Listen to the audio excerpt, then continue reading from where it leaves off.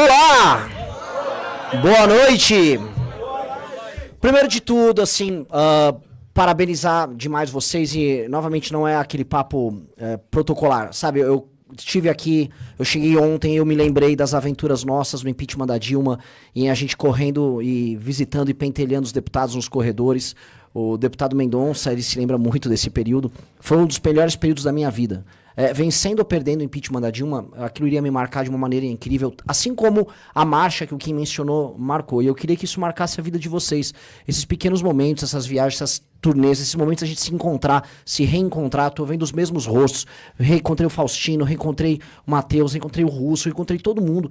E isso é muito importante pra gente, porque a família, pra funcionar, a família tem que estar unida e ela tem que estar sempre com o mesmo propósito. Se a gente fica distante uns dos outros, a gente acaba esquecendo realmente o que nos une.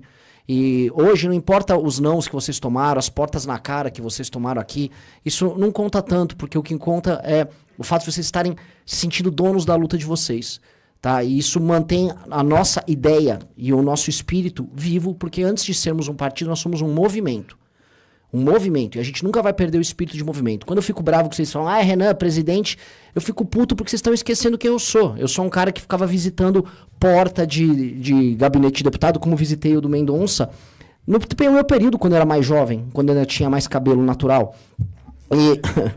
E eu não quero perder isso jamais com vocês. Meu nome é Renan, eu sou amigo aí de vocês e tal, e que dá umas broncas.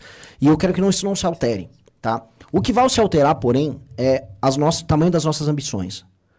As nossas ambições, quando a gente fala aqui em derrotar o crime organizado, elas não podem ser pequenas. Porque quando a gente decidiu montar um partido político e coletar as assinaturas do zero, até chegar hoje em 583 mil fichas validadas, muita gente dizia que era difícil. Muita gente dizia que seria uma missão para nós mais difícil do que foi o período do impeachment da Dilma Rousseff. E nós passamos por cima disso. E nós conseguimos vencer. Derrotar o crime organizado é um tema muito tenso, muito complexo, porque, dado que ele envolve temas multifatoriais, ou seja, tem causas sociais, tem desigualdade, sim, tem má formação das famílias no Brasil, sim, tem cultura de putaria nas redes sociais, sim, tem menor de idade recebendo conteúdo falando da vida do crime e como essa vida é incrível, é sensacional, como você pode ser rico, como você pode fazer sexo com mulheres de todas as idades. E esses rapazes e moças estão recebendo isso e achando que o que você pode aspirar na sua vida é isso, certo? Isso conta, isso com certeza conta. Tudo isso está no espírito de uma geração de pessoas aqui no Brasil, especialmente as pessoas mais humildes, que acabam não encontrando numa economia formal a resposta para poder ascender socialmente e que eventualmente acham que essa subcultura que chega para eles é uma nova realidade. É uma realidade possível, e é uma realidade que você pode aspirar. É o exemplo que o Faustino deu agora há pouco, até do primo dele que acabou se seduzindo. Essa sedução acontece todos os dias. A gente precisa entender assim, por que então ninguém ataca? O Mendonça estava falando aqui que o governo Lula, só para dar uma resposta, jogou qualquer projeto, e foi jogado qualquer projeto. Se a gente lembrar da gestão anterior, quando o Moro colocou um pacote anticrime, foi o próprio governo Bolsonaro a sabotar o projeto. Alguém tem dúvida disso? Foi o próprio governo que lutava, aqui ó, arma aqui ó, tinha arma nenhuma. Aquele homem se diz imbrochável, mas ele nunca fica rijo de pé, viril, para enfrentar seus inimigos. Não é à toa que ele só perde. Com fraco você não derrota ninguém. Com fraco você não vence guerra alguma. O que nós estamos propondo, dado que a causa é multifatorial, é entender que nós vamos ter que atuar na alteração de leis constitucionais. É a alteração de matéria constitucional, sim. E ao mesmo tempo a gente vai ter que atuar nos municípios, desfavelizando essas cidades. A gente vai ter que aumentar investimento em infraestrutura, cortando o gasto que nós temos estúpido, absurdo, dentro do funcionalismo, ou gasto dentro da máquina pública de toda a natureza. Por ser uma causa multifatorial, a guerra no longo prazo, a gente só vai vencer fazendo uma coisa, colocando as pessoas certas nas posições certas de poder. E isso é o que intimida os tomadores de decisão nos demais partidos políticos, nos demais projetos que tem, porque dado que é multifatorial e depende de uma coordenação ampla ao redor do Brasil inteiro, eles não vão fazer. Eu sempre falo, a política no Brasil é um conjunto de projetos individuais separados em partidos genéricos que não vão a lugar algum. Vocês têm alguma dúvida disso? Como não é um negócio multifatorial, e como às vezes um deputado de São Paulo quer aparecer fazendo uma arma junto com outro deputado e fala lá, vamos lá, nós vamos matar os vagabundos. E ninguém anda com nada, e ele não vai se coordenar com um deputado da região Nordeste, e esses assuntos ficam só andando, eles são utilizados única e exclusivamente como instrumento de captação de voto, ninguém vai pensar num projeto amplo e geral. E ninguém olha nada. E no Brasil, veja só, o tema da segurança elege como nunca. A quantidade de homens com patentes no nome que são eleitos para posições de poder nunca foi tão grande e, ao mesmo tempo, absolutamente nada é feito. A gente tem uma sensação de que, mesmo com a queda no número de homicídios, a segurança, você pode perder seu celular num assalto a qualquer momento, ou que alguém que você conhece já foi assaltado ou perdeu um parente, ou que alguém que você conhece, especialmente se você for mais humilde, ascendeu dentro do crime. Em São Paulo a gente já ouve falar de doutores do PCC, contadores do PCC, gente que fez carreira burocrática e administrativa dentro de facção. Isso começou a se tornar absolutamente natural. E essa naturalização se dá porque, como a gente não tem resposta política, a gente não tem homem forte para fazer esse enfrentamento, tudo vai acontecendo normalmente, e como todos os problemas no Brasil, da ausência de saneamento básico, a nossa falência educacional, a gente empurra até ver o que vai fazer. Ninguém sabe o que vai fazer. O Brasil está indo para um colapso fiscal em 2028 e todo mundo sabe disso. As contas públicas vão estourar. Aí vão falar, vamos botar lá o Tarcísio, que ele vai dar um jeito. Ele não vai dar um jeito. Ninguém vai dar um jeito. Ninguém vai resolver sem alterar a Constituição. E o crime organizado está indo para essa mesma linha. Todo mundo sabe, todo mundo acompanha. Tem lobby do PCC e do Comando Vermelho andando nos corredores desse Congresso. ONGs ligadas a eles. Isso já foi denunciado, já está na imprensa. Algumas dessas ONGs já tiveram seus nomes presos. Teve gente que andou em ministério desse atual governo.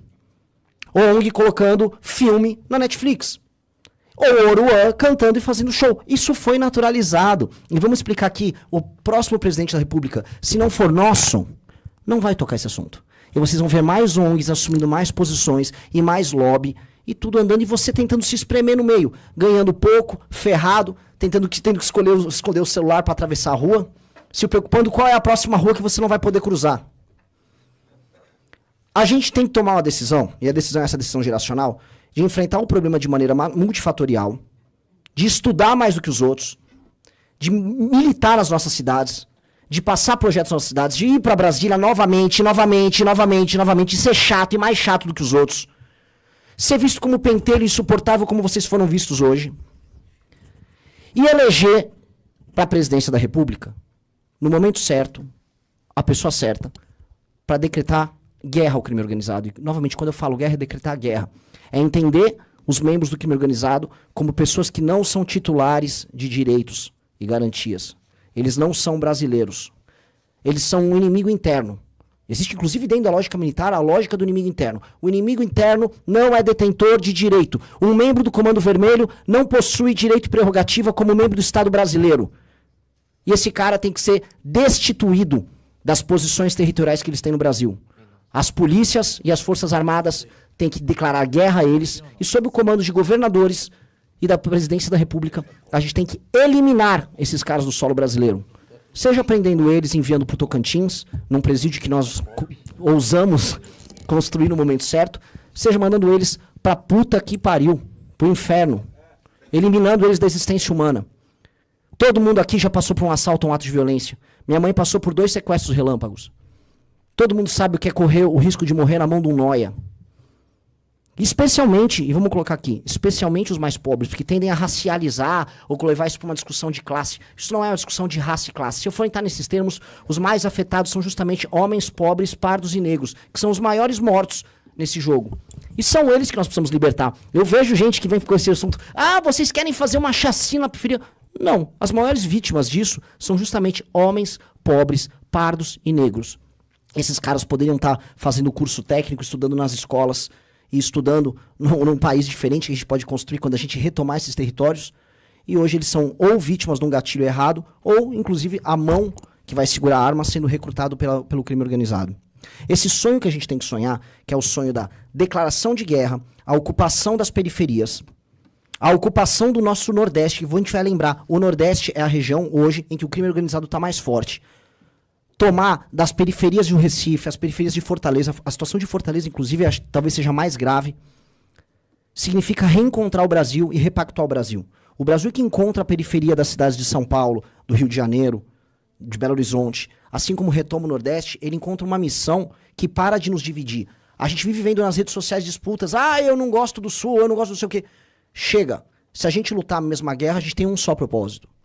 Vamos lutar por um propósito agora. Declaração de guerra. E o primeiro é prender e matar as lideranças do crime.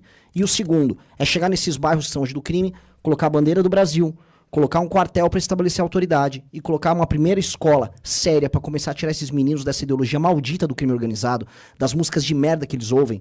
E eles vão não apenas cantar o hino, mas vão começar a se ver como brasileiros e irmãos de todos vocês, porque hoje esses caras estão largados.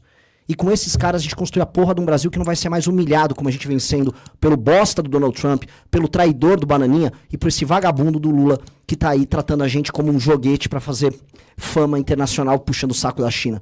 Vão todos esses homens tomar no cu deles e vamos cumprir a nossa missão. Muito obrigado.